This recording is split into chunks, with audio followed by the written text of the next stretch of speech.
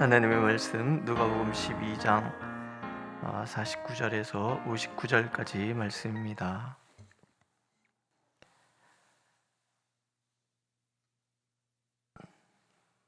한 목소리로 읽겠습니다. 49절. 내가 불을 땅에 던지러 왔노니 이 불이 이미 붙었으면 내가 무엇을 원하리요? 나는 받을 세례가 있으니 그것이 이루어지기까지 나의 답답함이 어떠하겠느냐? 내가 세상에 화평을 주려고 온 줄로 아느냐? 내가 너에게 이르노니 아니라 도리어 분쟁하게 하려 함이로다. 이후부터 한 집에 5사람이 있어 분쟁하되 셋이 둘과 둘이 셋과 하리니 아버지가 아들과 아들이 아버지와 어머니가 딸과 딸이 어머니와 시어머니가 며느리와 며느리가 시어머니와 분쟁하리라 하시니라. 또 무리에게 이르시되 너희가 구름이 서쪽에서 이는 것을 보면 곧 말하기를 소나기가 오리라 하나니 과연 그러하고 남풍이 부는 것을 보면 말하기를 심히 더우리라 하나니 과연 그러하니라. 외식하는 자여, 너희가 천지의 기상은 분간할 줄 알면서 어찌 이 시대는 분간하지 못하느냐? 또 어찌하여 옳은 것을 스스로 판단하지 아니하느냐? 내가 너를 고발하는 자와 함께 법관에 갈 때에 길에서 화해하기를 힘쓰라. 그가 너를 재판장에게 끌어가고 재판장이 너를 옥졸에게 넘겨주어 옥졸이 오게 가둘까 염려하라.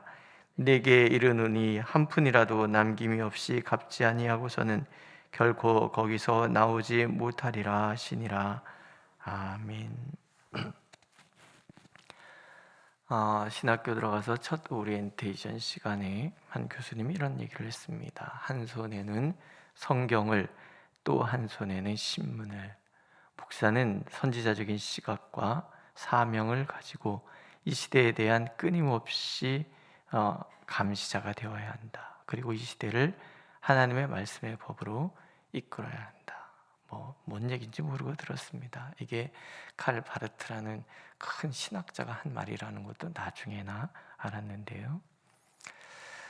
우리는 그 신학자나 목사에게만 이런 말이 해당되는 것은 아닙니다. 하나님의 백성은 언제나 말씀의 법에 서서 말씀의 법의 기준을 가지고 이 시대를 끊임없이 살펴봐야 할 책임이 있는 거예요. 우리가 요즘 계속 누누이 말씀드리잖아요. 왕같은 제사장으로서의 사명이라는, 이 시대와 하나님, 그리고 이 백성과 하나님, 사람과 하나님 사이에 서서 시대를 분별하고, 시대를 분별하는 거 다른 거 아니죠. 이 시대를 향한 하나님의 뜻이 무엇인지를 알고 이 시대에 하나님이 무엇을 구현하기를 원하시는가, 그걸 우리가 끊임없이 살펴야 된다는 거예요. 그걸 깨어있다라고도 표현을 하죠. 구약에 등장하는 선지자들이 언제나 제사장 무리에서 나오는 것은 아니에요.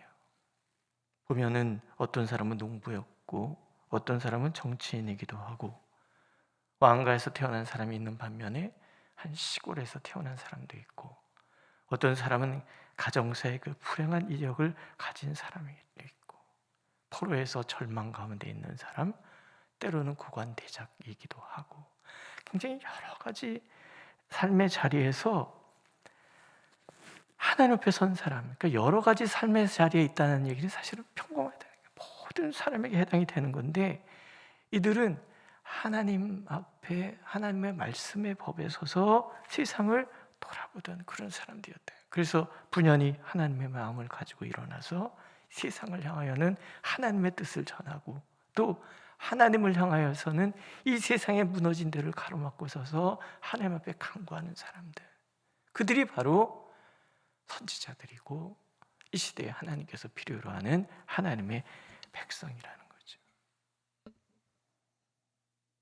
전에 목회하던 교회에서 제가 청소년부를 담당할 때 교사 중에 한 사람이 이제 국어 교사를 하다가 오신 분이 있었어요. 그분이 매월 이렇게 글을, 문집을 이렇게 내는데 시를 하나 썼는데 인상적인 구절이 하나 있어요.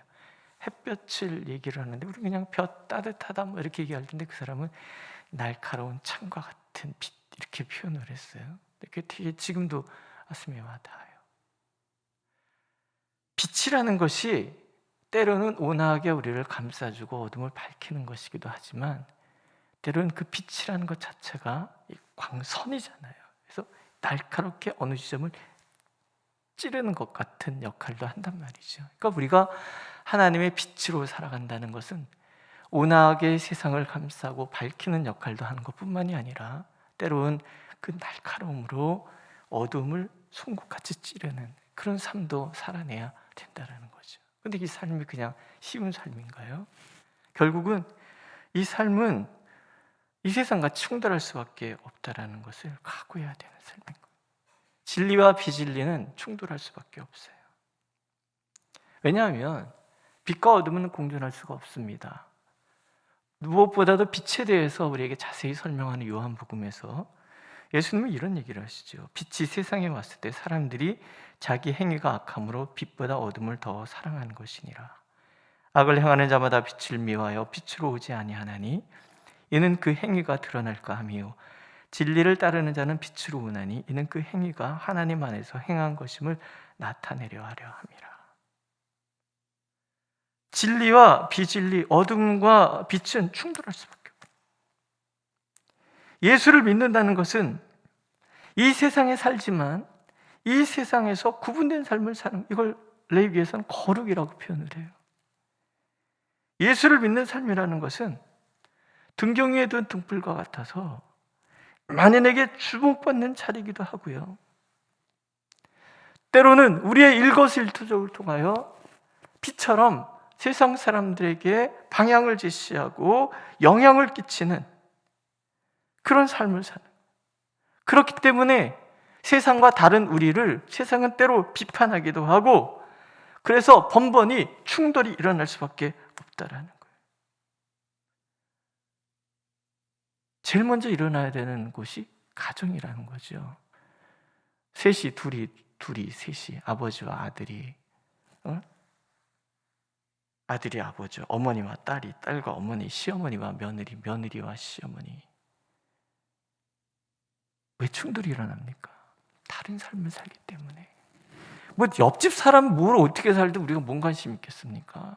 정말 중요한 것은 진정한 빛된 삶으로의 실천의 그 첫 장이 가정이고, 가정에서부터 충돌이 일어날 수밖에 없는 거예요.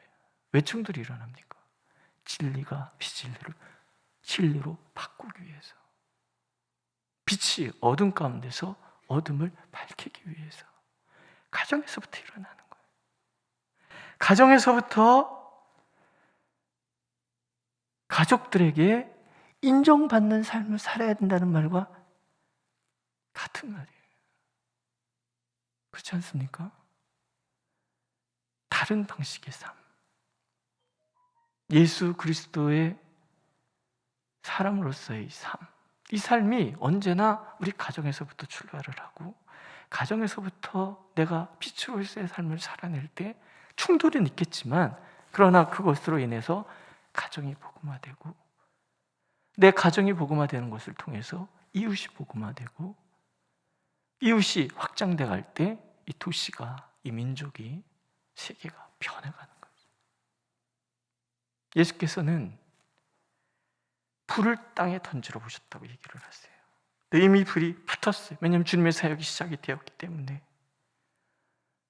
주님의 받을 세례라는 것이 있어요.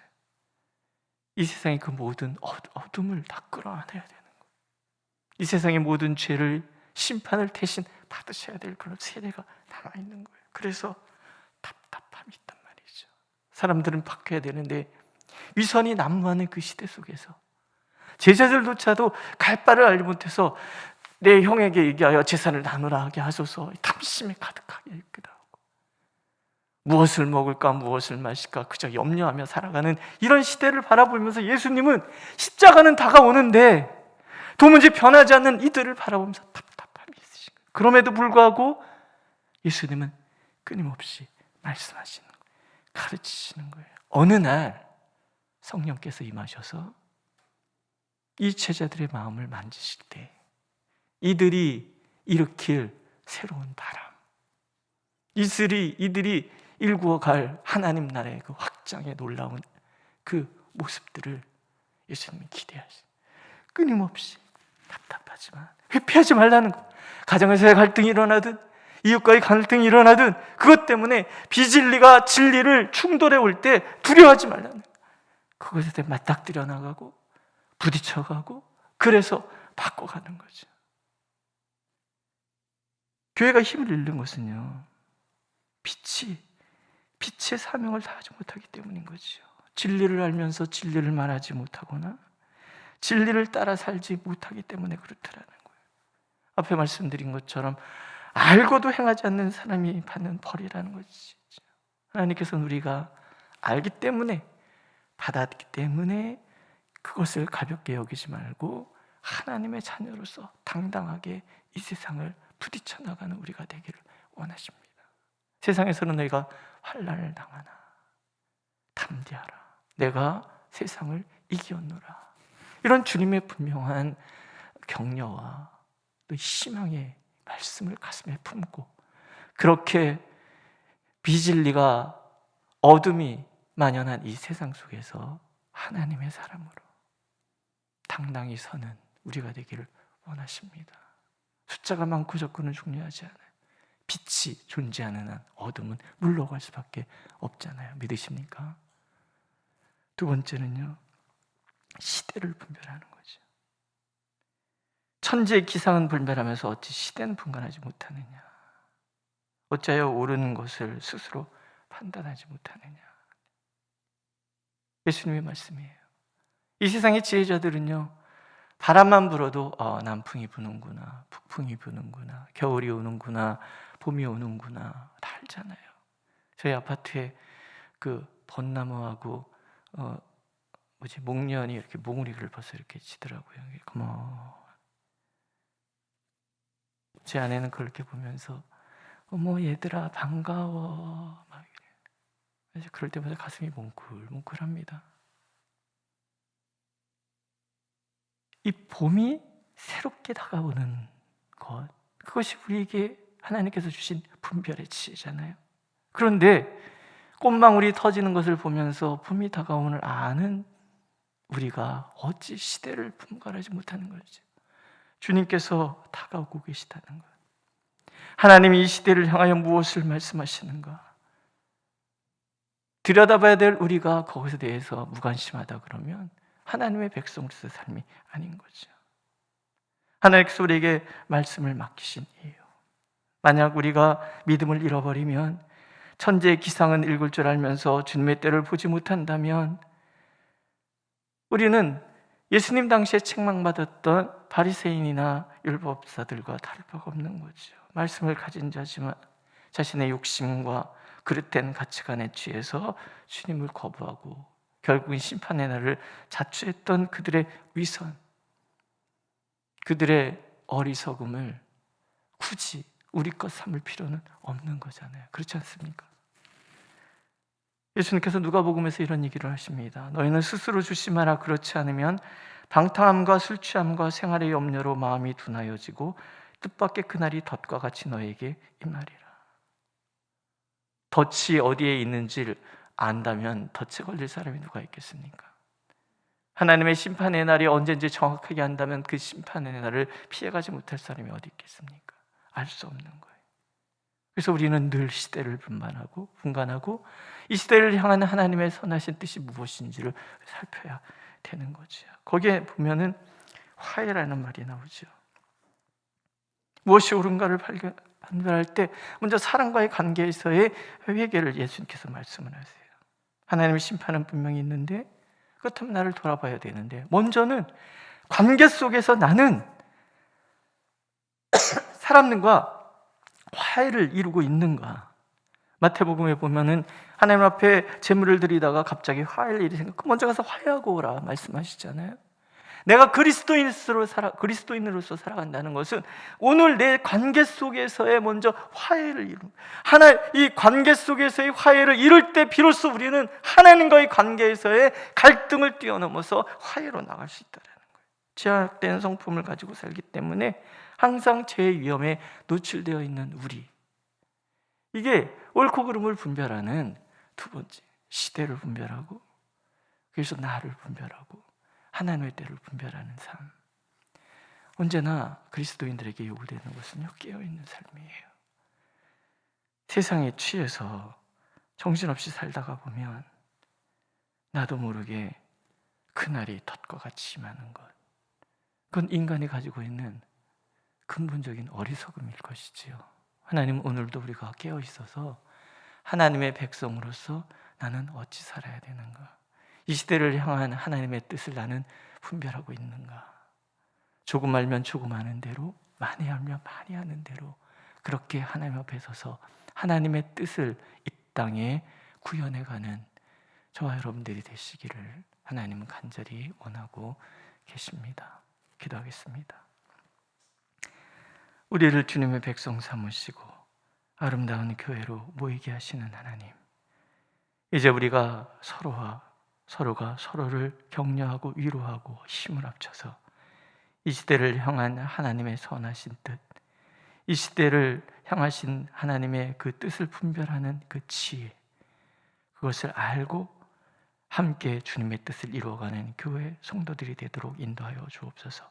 먼저 어제 우리 가정에서부터 내 말 한마디, 행동 하나하나 속에 하나님의 빛된 자녀로서의 삶의 모습을 드러내고, 비진리가 진리와 충돌해 올 그때에도 진정코 그것을 가슴에 품고 하나님 앞에 서고, 또한 세상을 향하여 하나님의 뜻을 전하는 우리 모두가 되도록, 이 교회가 되도록 하나님 우리를 인도하여 주옵소서. 그것이 복임을 우리가 알 수 있는 지혜를 허락하여 주옵소서. 예수님의 이름으로 기도드렸습니다. 아멘. 하늘에 계신 우리 아버지, 아버지의 이름을 거룩하게 하시며 아버지의 나라가 오게 하시며 아버지의 뜻이 하늘에서와 같이 땅에서도 이루어지게 하소서. 오늘 우리에게 일용할 양식을 주시고 우리가 우리에게 잘못한 사람을 용서해 준 것 같이 우리의 죄를 용서하여 주시고 우리를 시험에 빠지지 않게 하시고 악에서 구하소서. 나라와 권능과 영광이 영원히 아버지의 것입니다. 아멘.